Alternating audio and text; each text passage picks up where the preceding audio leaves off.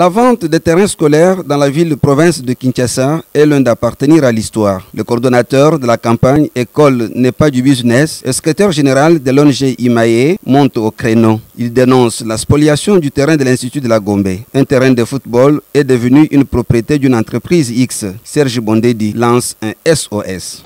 La question de vente, occupation et privatisation des espaces scolaires et terrains d'école. Si nous faisons cet élément, c'est un élément d'alerte. Vous réalisez derrière moi un chantier. Ce chantier se trouve être dans l'enclos de l'Institut de la Gombe, déjà une école qui est saucissonnée depuis des années. L'école ne fait que perdre ses espaces et ses terrains au profit des activités qui n'ont pas de lien direct et étroit avec les activités scolaires.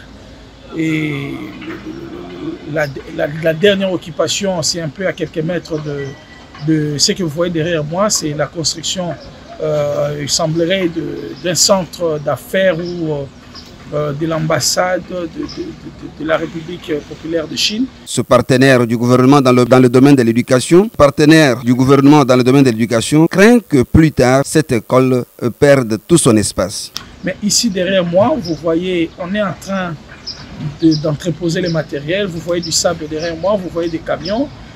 À la dernière nouvelle, on avait appris qu'on avait réquisitionné ces terrains pour servir d'entreposage de matériel de construction du centre financier qui est en train d'être construit de l'autre côté du palais de la justice avec le gouvernement turc.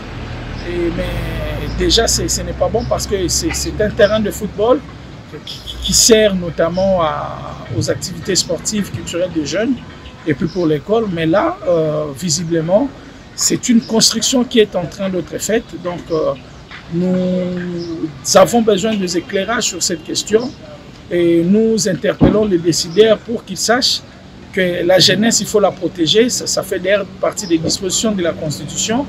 Et lorsqu'on construit comme ça dans l'histoire de la ville de Kinshasa, où vous avez plus de 144 écoles publiques occupées, ça commence toujours comme ça, mais après, vous allez voir, l'école va partir. Le ministère de l'enseignement primaire, secondaire et technique est invité à contacter son collègue d'urbanisme pour remettre les élèves de cet institut dans leurs droits.